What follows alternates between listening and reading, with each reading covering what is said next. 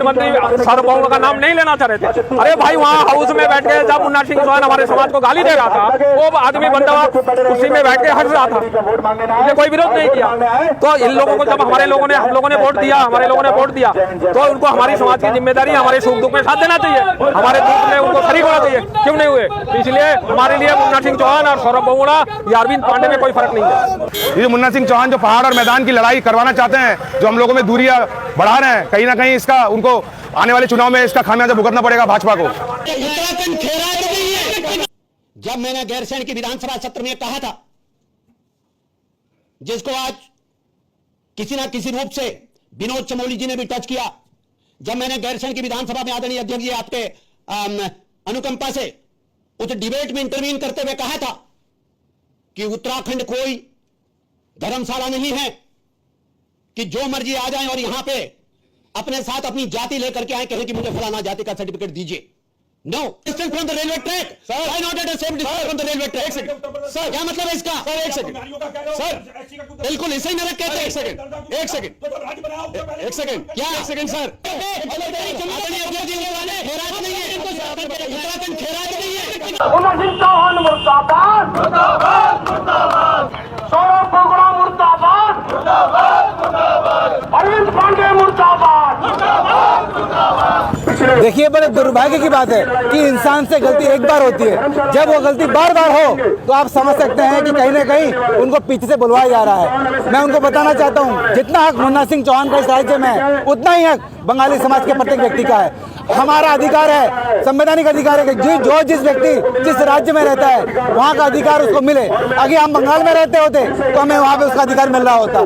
आज हम उत्तराखंड में हैं तो हम अपने अधिकार की मांग कर रहे हैं, और हम उनको बता देना चाहते हैं, जब आपके ही तत्कालीन प्रधानमंत्री अटल बिहारी वाजपेयी ने कहा कि 90 दिनों के अंदर सरकार बनने के बाद आपको अधिकार दिया जाएगा, तो कहीं ना कहीं आपने हमें गुमराह क्यों किया?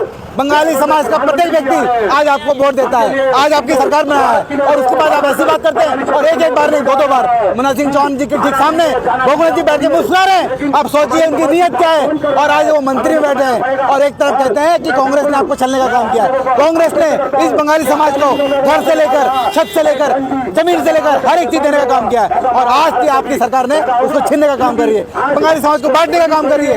ये हम आपको चेताना चाहते हैं, सुधर जाइए, अन्यथा 2027 दूर नहीं है, आपको माकूल जवाब दिया जाएगा। आपको लगती की है, हालांकि बड़े आंदोलन के बाद उन्होंने माफी जरूर मांगी थी, लेकिन कहीं ना कहीं ये जो बार बार हमारे समाज को टारगेट किया जा रहा है, इसके कोई ना कोई मंशा है। ये मुन्ना सिंह चौहान जो पहाड़ और मैदान की लड़ाई करवाना चाहते हैं, जो हम लोगों में दूरियां बढ़ा रहे हैं, कहीं ना कहीं इसका उनको आने वाले चुनाव में इसका खामियाजा भुगतना पड़ेगा भाजपा को। मुन्ना सिंह चौहान जिस प्रकार से आए दिन बंगाली समाज को अपमानित करने का काम कर रहे हैं, वो बहुत ही निंदनीय है। और विधानसभा में बैठे हुए भाजपा के बड़े बड़े नेता, वरिष्ठ नेता भी चुपचाप बैठे तमाशा देख रहे थे। मैं तो ताज्जुब था कि उनके जस्ट सामने जो है हमारे सितारगंज क्षेत्र के विधायक सौरभ बहुगुणा जी बैठे हुए थे, जिनके पिताजी मुख्यमंत्री रह चुके हैं, और वो चुपचाप सुन रहे थे। ऐसा लग रहा था कि महाभारत में धृतराष्ट्र की तरह वो चुपचाप सुनने का ढोंग रचा रहे थे, एक आवाज तक नहीं निकाला। मैं पूछना चाहता हूँ सौरभ बहुगुणा से कि ऐसी कौन सी मजबूरी थी? आपको मालूम है कि आप बंगाली क्षेत्र के विधायक हैं, उसके बाद आपके मुंह से एक शब्द नहीं था इस मुन्ना सिंह चौहान के लिए।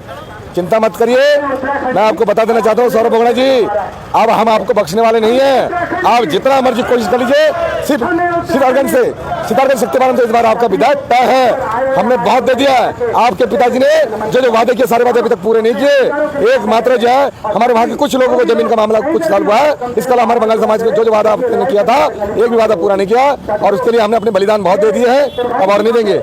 आपके पिताजी को विधायक बना दिए, आपको 2 बार विधायक बना दिए, आपको मंत्री बना दिए।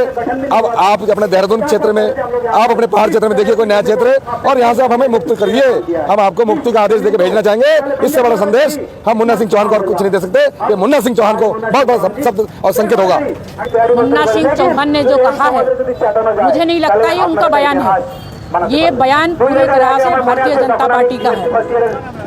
इन्होंने पहले भी कहा था बंगाली घूमने आए हैं, लेकिन जब इनको नॉलेज नहीं है तो इनको इतिहास पढ़ना चाहिए। हम अखंड भारत के नागरिक हैं, और जब ये यूपी में था तभी से हम लोग गए हैं। उत्तराखंड तो अभी 25 साल हुए हैं, तो उससे पहले से ही हम यहाँ बसे हुए हैं।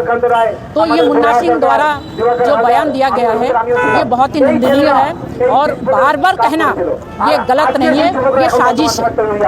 जो मुन्ना सिंह चौहान जी, क्योंकि हमारे 3 विधायक यहाँ बंगाली वोटों से जीत के जाते हैं, पूरे उधम सिंह नगर में और जगह भी है, करीब 4-5 लोग बंगाली वोट जो है ये जो है बीजेपी को वोट कर रहे हैं। तो आज 3 विधायक ने हमारे बंगाली समाज के लिए एक शब्द नहीं कहा। हम बहुत इससे आहत हैं। अब समाज धीरे धीरे समझ रहे हैं कि हम जो है काम कर रहे हैं वो गलत कर रहे हैं। और मुख्यमंत्री जी से मैं कहना चाहूँगी कि मुख्यमंत्री जी, आप ये समाज को, आप भी इसी तरह से हैं, यहीं के निवासी हैं, आपको इस समाज के बारे में पूरी जानकारी है, तो आपने एक शब्द नहीं कहा, इससे हम लोग पूरे बंगाली समाज बहुत दुखी है। के लोगों ने पुतला फूंक दिया, रुद्रपुर वालों ने फूंक दिया, दिनेशपुर के लोगों ने फूंक दिया, मुन्ना सिंह जी का और सार्वभौम का पुतला यहाँ फूंका गया। और क्यों फूंका गया, आप लोग बहुत अच्छी तरह, पिछली बार भी जब गैरसैंण में विधानसभा चल रहा था तो मुन्ना सिंह चौहान जी ने हमारे समाज के बारे में उल्लू बोला, उसी बात को फिर 3 तारीख को उन्होंने उसी बात को कह दिया। हम लोग को उत्तराखंड हमारे लिए धर्मशाला नहीं है। भारत सरकार, तत्कालीन भारत सरकार, जवाहरलाल नेहरू और गोविंद वल्लभ पंत जो यहाँ के मुख्यमंत्री थे, उन लोगों ने हम लोगों को यहाँ आदर के साथ हमारे पूर्वजों को बैठाया था। आज लगभग 75 साल हो गए और भारत भर के विभिन्न प्रांतों में बैठाया गया। खाली यहाँ उत्तराखंड में नहीं है, हम लोग भारत वर्ष के विभिन्न प्रांतों में, कम से 12 से 13 प्रांतों में हैं।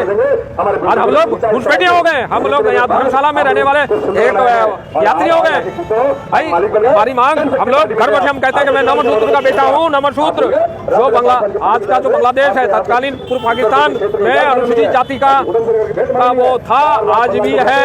पश्चिम बंगाल में मेरे रिश्तेदार अनुसूचित जाति में आते हैं, तो मैं भी अनुसूचित जाति में, भले ही ये स्टेट सरकार हमारे स्टेट में हमें ये मान्यता नहीं हुआ, तो ये जो समाज है, ये अनुसूचित जाति के लोगों के समाज है, 90% इसमें नमसूत्र और फंडमाजी लोग हैं। तो हम अपनी मांग मांग रहे हैं और आज 75 साल बाद हम घुसपैठी या हमें यहाँ धर्मशाला का यात्री को समझे, तो ऐसा नहीं है। बंगाली समाज जा चुका है, बंगाली समाज का युवा जा चुका है। मैं आपके माध्यम से बंगाली समाज के युवाओं से कहना चाहता हूँ, ये लड़ाई आपको लड़नी है, लड़ना है तो आपको जागना है। समाज, पूरा समाज, बंगाली समाज एक शोक में है, अपने को अपमानित महसूस कर रहे हैं। समाज को समझना चाहिए। 3 बार आपने 3 विधायक आपने ले लिए। आज आप देखिए तकलीफ के, आज हम लोग कैबिनेट मंत्री सार्वभौम का नाम नहीं लेना चाह रहे थे। अरे भाई वहाँ हाउस में बैठ के जब मुन्ना सिंह चौहान हमारे समाज को गाली दे रहा था, वो आदमी बंदा उसी में बैठ के हंस रहा था, मुझे कोई विरोध नहीं किया। तो इन लोगों को जब हम लोगों ने वोट दिया, तो उनको हमारी समाज की जिम्मेदारी हमारे सुख दुख में साथ देना चाहिए, हमारे दुख में उनको शरीक होना चाहिए। क्यों नहीं हुए? तो इसलिए हमारे लिए मुन्ना सिंह चौहान और सार्वभौम या अरविंद पांडे में कोई फर्क नहीं है।